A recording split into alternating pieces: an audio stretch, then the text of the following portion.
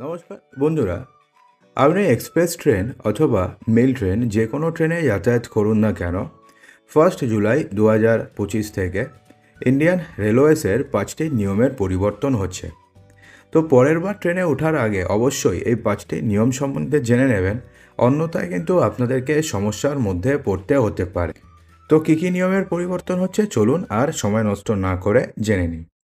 বন্ধুরা, প্রথম যেই নিয়মটির পরিবর্তন হচ্ছে সেটা হচ্ছে এবার থেকে 8 ঘন্টা আগে রিজার্ভেশন চার্ট হবে। হ্যাঁ বন্ধুরা, বর্তমানে রেলওয়ে ট্রেন যাত্রার 4 ঘন্টা আগে তাদের রিজার্ভেশন চার্ট তৈরি করতো।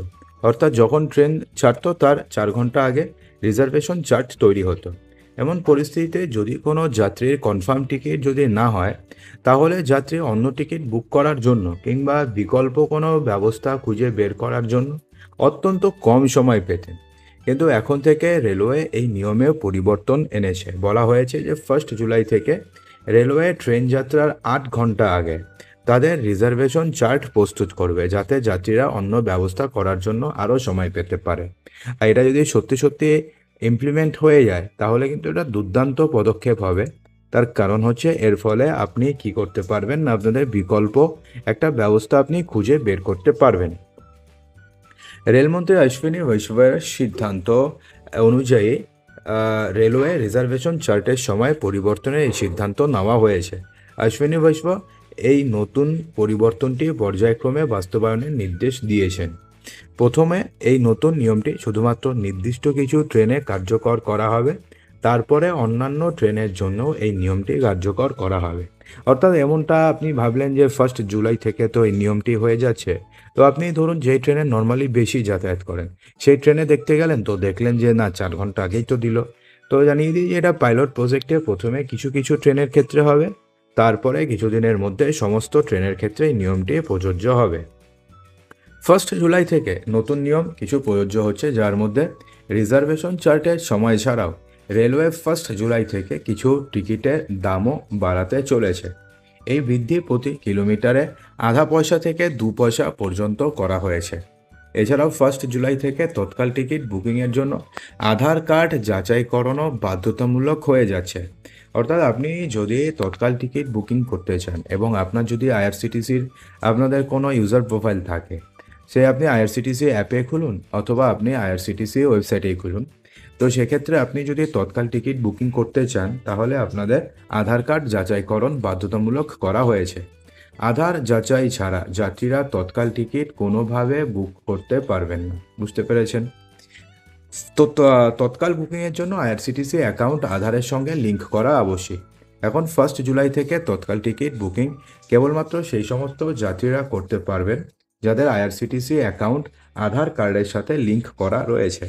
রেলওয়ে স্পষ্ট ভাষায় জানিয়েছে যে বুকিংয়ের প্রথম 10 মিনিটের জন্য কেবলমাত্র আধার লিঙ্কযুক্ত ইউজাররা টিকিট বুক করতে পারবেন। রেলওয়ে এজেন্টরা এই উইন্ডোতে টিকিট ইস্যু করতে পারবেন না প্রথম 10 মিনিট।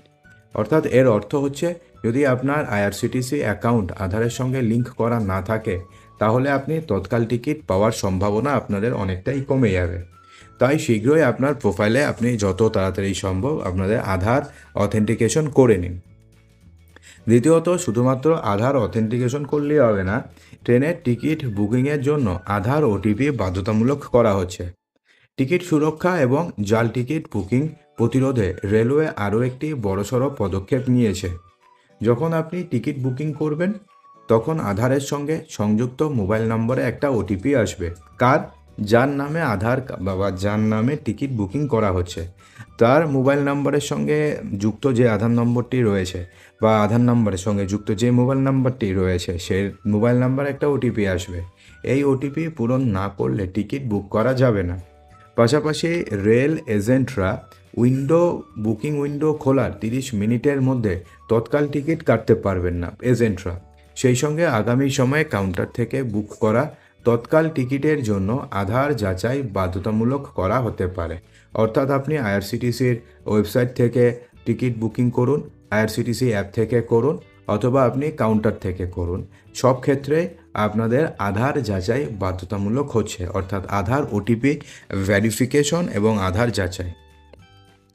1 জুলাই থেকে রেলওয়ে টিকিটের ভাড়ারও সামান্য পরিমাণ বৃদ্ধি হচ্ছে, যেক্ষেত্রে প্রতি কিলোমিটারে 1 পয়সা থেকে এসি ক্লাসের জন্য প্রতি কিলোমিটারে 2 পয়সা বৃদ্ধি করা হচ্ছে। এর অর্থ হচ্ছে 500 কিলোমিটার ভ্রমণ যদি আপনি করেন, তাহলে সেক্ষেত্রে আপনাকে এসিতে 10 টাকা এবং নন এসিতে 5 টাকা বেশি দিতে হতে পারে।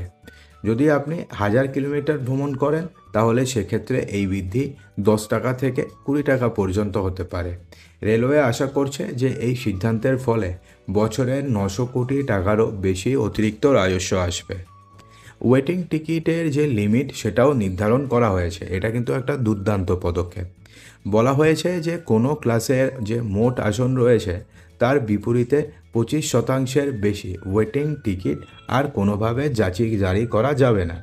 অর্থাৎ যদি একটি কোচে যদি 100টি আসন থাকে, তাহলে এখন ওয়েটিং টিকিট মাত্র 25টি টিকিটের মধ্যেই সীমাবদ্ধ থাকবে। অর্থাৎ ওয়েটিংয়ের মধ্যে আরএসির পরে এটা আরএসি কিছু থাকবে না।